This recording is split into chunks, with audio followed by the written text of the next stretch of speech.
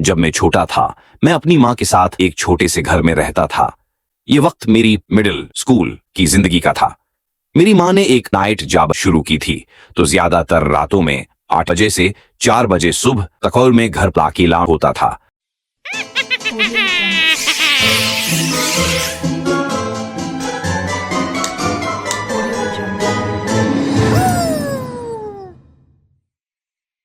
ये वाकया उस वक्त का है जब मैं हाई स्कूल से और ग्रेजुएट होने वाला था। सिर्फ चंद महीने बाकी थे।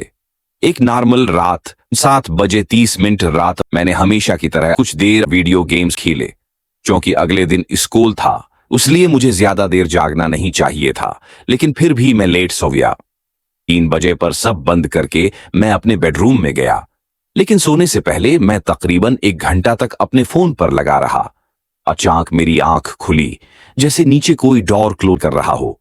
मैंने जल्दी से और देखा। 3 बजे 30 मिनट सुबह हो चुके थे। मैंने सोचा कि शायद मेरी माँ जल्दी आ गई है। मैंने दोबारा सोने की कोशिश की और नीचे से फुटस्टेप्स सुनने लगा। 1 मिनट बाद मैंने ध्यान से सुनना शुरू किया। मेरी माँ अक्सर आते ही ऊपर आ जाती थी, लेकिन इस बार कोई बस नीचे चल रहा था और रख नहीं रहा था। मैंने 2 या 3 मिनट तक सुना।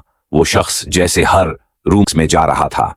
अब मुझे वो नर्वस फील होने लगा कि शायद ये मेरी माँ नहीं है, कोई वन स्ट्रेंजर है। मैंने जल्दी से अपने कमरे की लाइट ऑन की और फौरन नीचे से फुटस्टेप्स बंद हो गए। मैंने दरवाजे के पास जाकर कान लगाया और अब कोई आवाज नहीं आ रही थी। आहिस्ता से मैंने दरवाजा खोला और हॉलवे में देखा।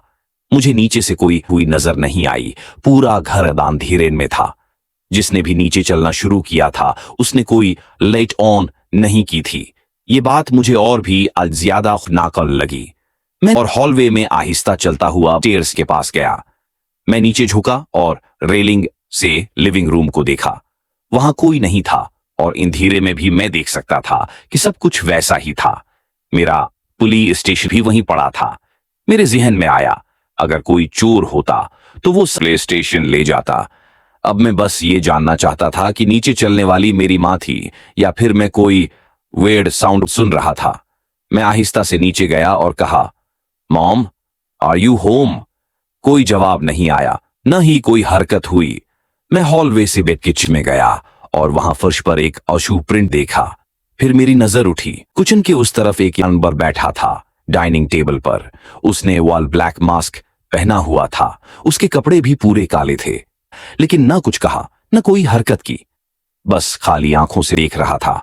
मैं फौरन वापस ऊपर भागा, कमरे का दरवाजा लॉक किया और कॉल की। ऑपरेटर मुझे बताती रही कि पुलिस कब आएगी। उसी दौरान मैंने सुना कि नीचे वो मर्द आहिस्ता आहिस्ता चलता हुआ उस टायरोन के पास आया। मैं घबराकर ऑपरेटर से विस्पर में बात करता रहा। फिर मैंने सुना कि फ्रंट डोर खुला और वो शख्स बाहर चला गया। 30 सेकंड बाद हेडलाइट अंदर आए। मेरी माँ आ गई थी। मैं भागकर बाहर गया और उसे सब कुछ बताया।